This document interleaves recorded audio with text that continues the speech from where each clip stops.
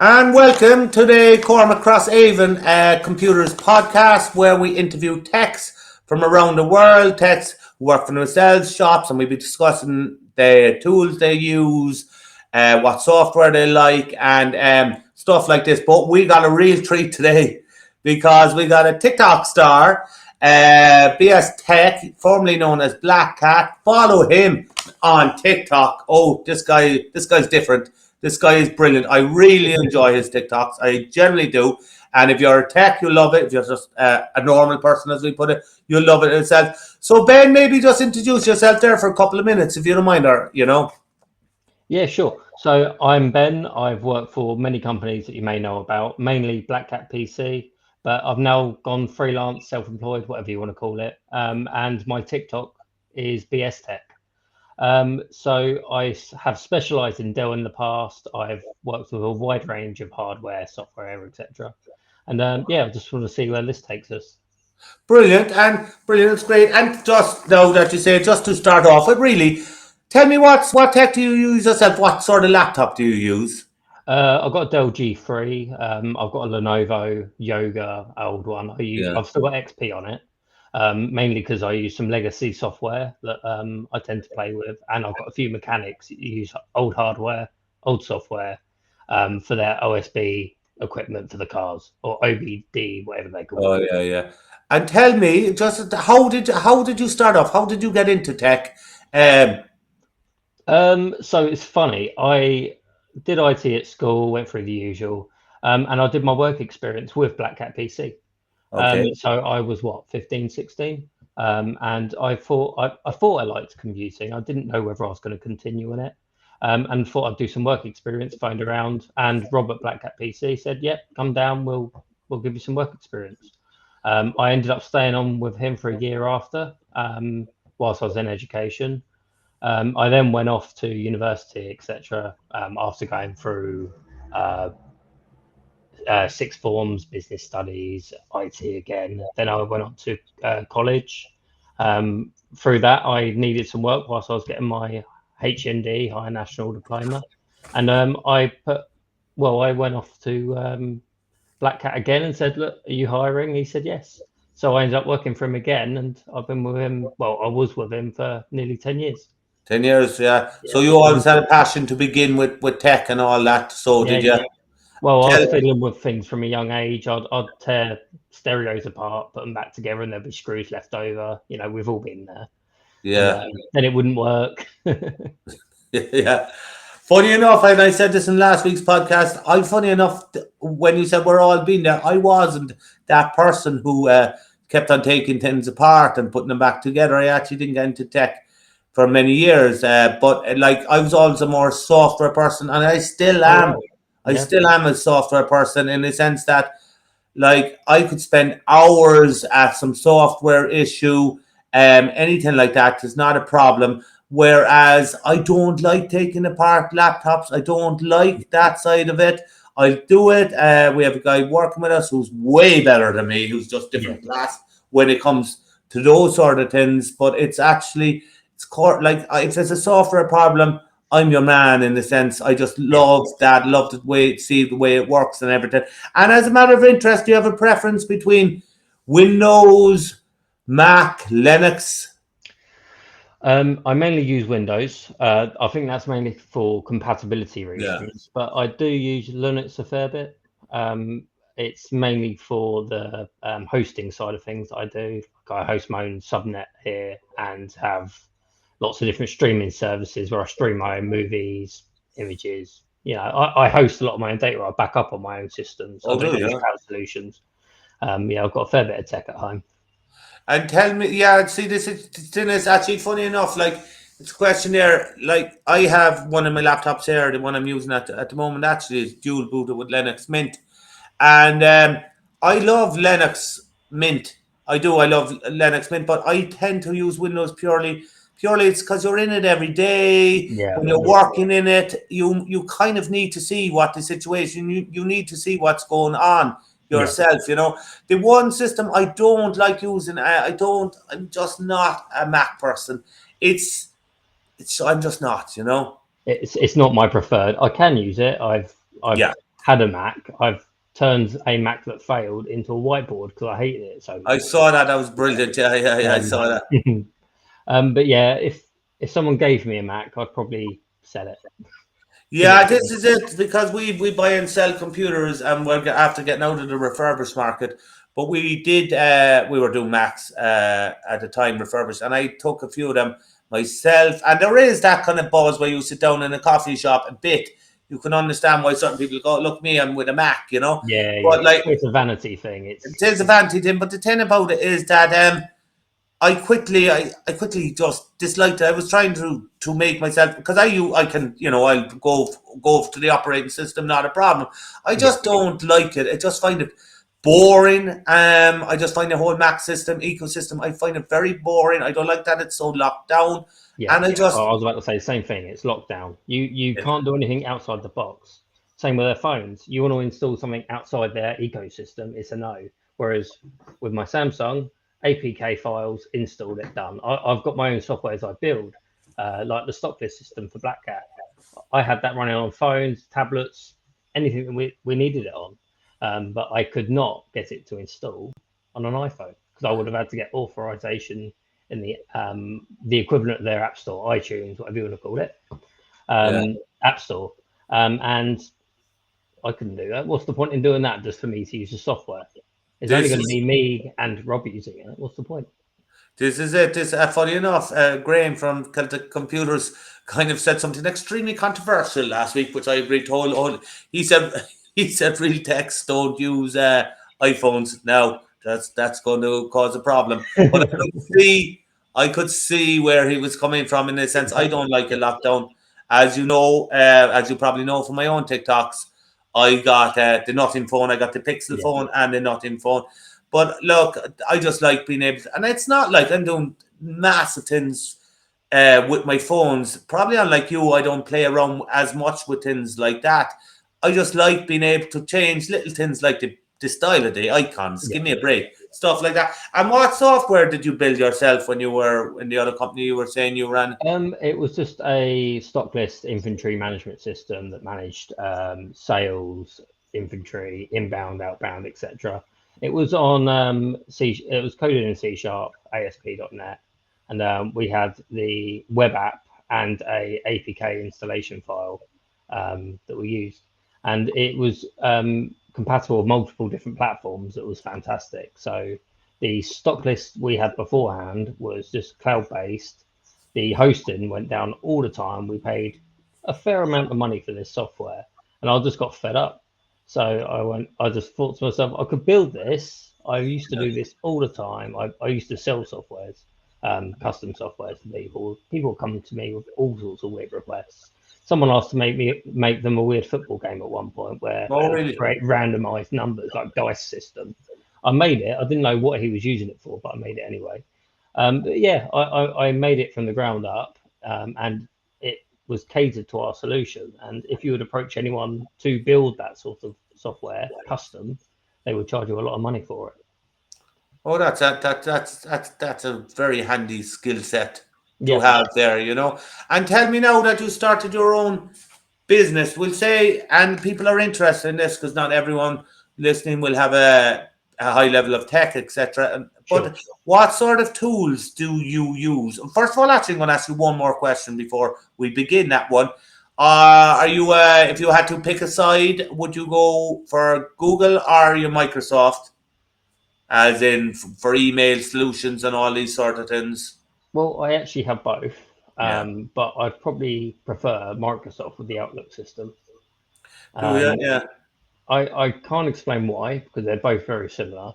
I think it is the way you could integrate Word and everything straight into it, and all your files that you have in OneDrive, you can just access straight away and start composing emails from and attaching straight away without any problems.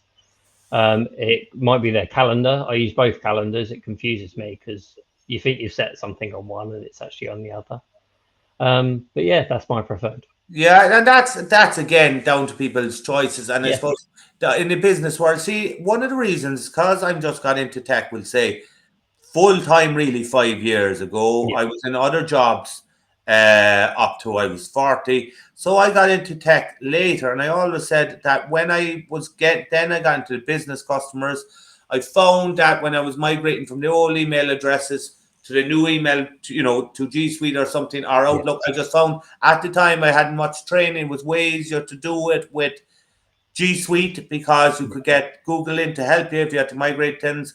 Then for our business where we just use G Suite in the sense of Yeah. sharing files and all that, and G Suite just absolutely works. It just works Oh yeah. yeah, without a doubt. Now, Microsoft, obviously, I got majority of my business customers on G Suite, and they all seem extremely happy. And I don't get Yeah. calls about Outlook causing. Well, I suppose there's difference. There's Outlook on the desktop and it's Outlook in the cloud, but Yeah. a lot of people were still using Outlook on the desktop when I was in there earlier. And I suppose because I got in later, it was just went over to G Suite. But as I got bigger business customers and this and that, Yeah. it has to be Microsoft and certain ones. And Microsoft, it's just more compatible with some things at the moment. I still think G Suite, without a shadow of a doubt, I don't get calls very often from my Google customers where Microsoft is always something going on there. Yeah, I agree. So we at Black Cat we had Outlook Exchange, and yeah, Oh, we did experience some problems over the years with that. it did. It did. It's just, I suppose, the problem with bringing them into offices then is that, like, while the bosses were actually quite happy to go to G Suite, I found because employees, especially who had used 20 years of Outlook, they were slow to wanting to Yeah. change and they were causing trouble and this and that. So it's, you'll have to be honest, at this stage, you'll have to read every situation, every office, and what's needed. Yeah. What tech tools do you use? I see you use Hiron's Boot and all those a bit, do you? Yeah, Horan Boot, Medicat, Kali Linux if I'm doing something a bit more advanced. But I still think that go-to is the original Hiram boot camp. Yeah. I've still got the Windows 7 version. I do use the Windows 10 version, but I don't know. There's something about the 7 version I like. It's obviously you can't use it on a Windows 10 device to unlock passwords, especially if it's locked into a Microsoft Yeah. account.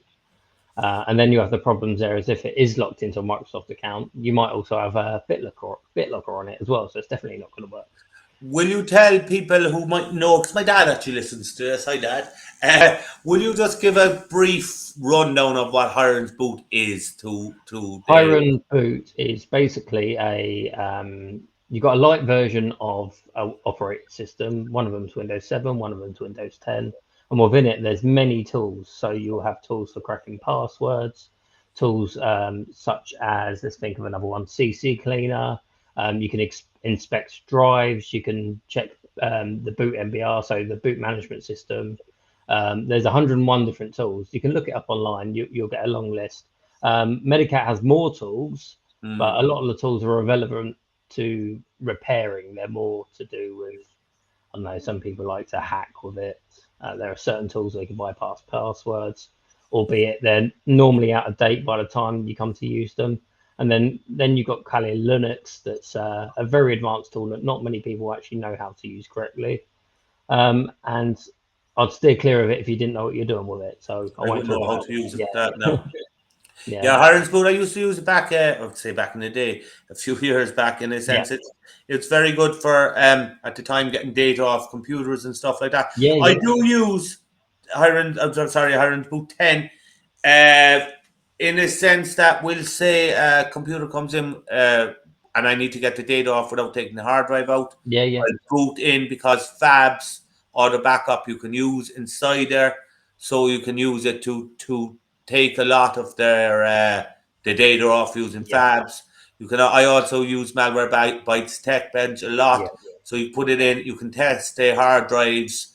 It's just handy when you don't like if there's a corrupt Windows system and you have to do the reinstall, but you don't want to take the whole drive out, but you need to get the data. It's very handy yeah. for that sort of Well, stuff. I mean, it's useful as well because you can have it on a memory stick. So when I was doing callouts, it went from having well, I remember the days of having folders full of softwares, and in the Yeah, car, I'd literally have a huge, great big folder that I'd unzip and going through all the pages trying to find the right tool, and they'll all be individually labeled. yeah, I'd burnt them all on, and I might have had probably about 50 different solutions in there, including installation disks. And again, you can have that on a memory stick too now. It just makes life a lot easier.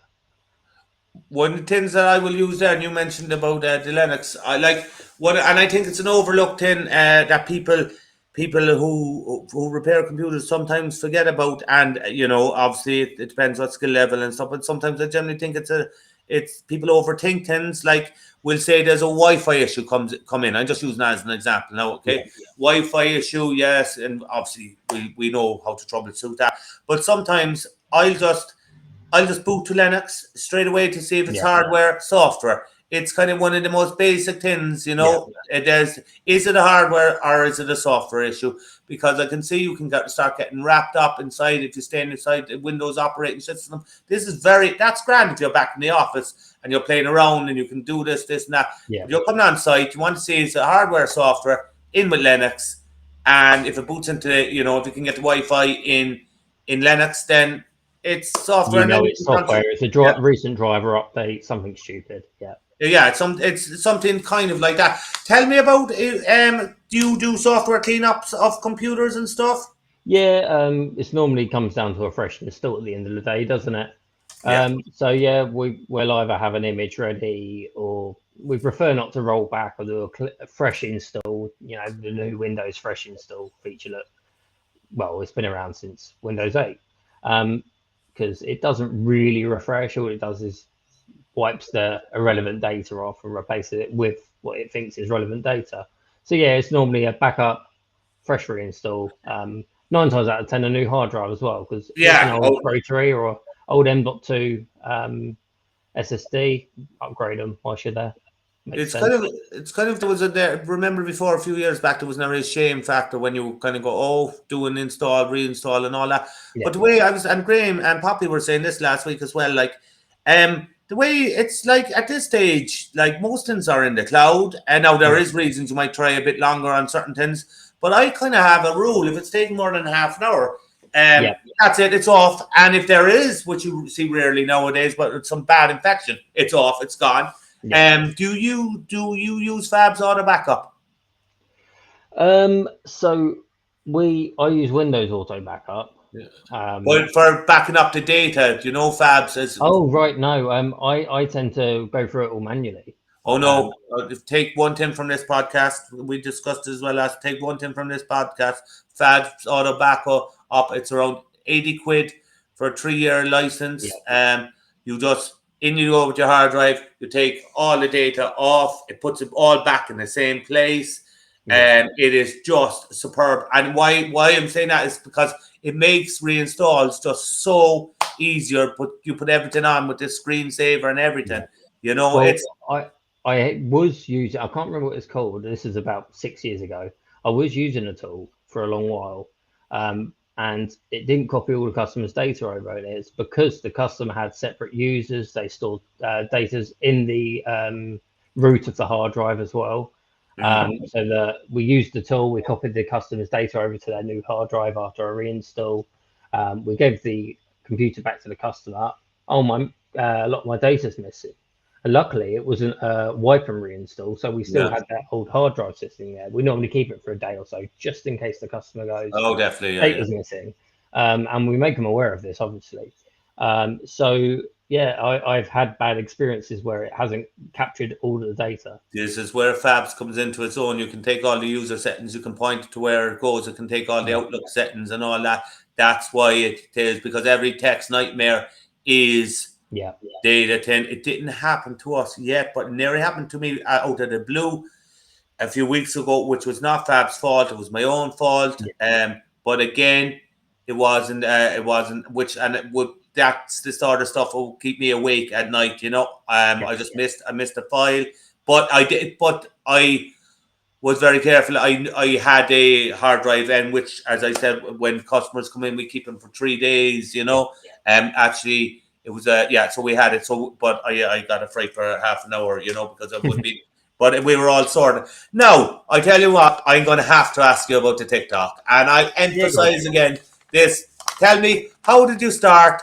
What's your ideas? What's your process? You've got hundreds. You got 2 or 3 million views at this stage. So what's going on? Yeah, there's a fair few. So it started off as I was going through my phone, and I didn't realize how many videos I had of stuff I did at Black Cat. So anything I thought was a bit ridiculous, I'd either take pictures of or film me opening it. You might remember the battery that was folded in half. So the customer had sent it back near Christmas because it had Christmas tape around it. The battery was a lithium-ion battery, folded in half. Luckily, there was no charge on it. Otherwise, the postman would have had a bit of a scare. And yeah, it had been sitting in our letterbox outside. I took it out. There was a nice bit of water on the bottom as well. And if you don't know, lithium, iron, and water don't mix. Yeah. So I opened it up, and when I realised it was a battery inside, I got the phone out and filmed it. And there's been a few occasions over the years prior to TikTok that I've done this. And around the same time, I was going through TikToks and I thought, I might be able to post some of these. I was seeing some of the big IT TikTokers and tech TikTokers. And I thought, well, I could probably do this. And I just posted a few to see if anything would happen, voicing over the videos. And yeah, it went from there. And what was your first viral one? Because I know you got views, man.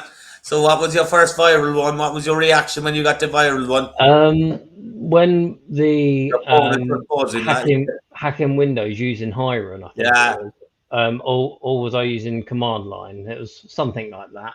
It got over 1 million views just within the few days. And TikTok, this was before the big TikTok algorithm change.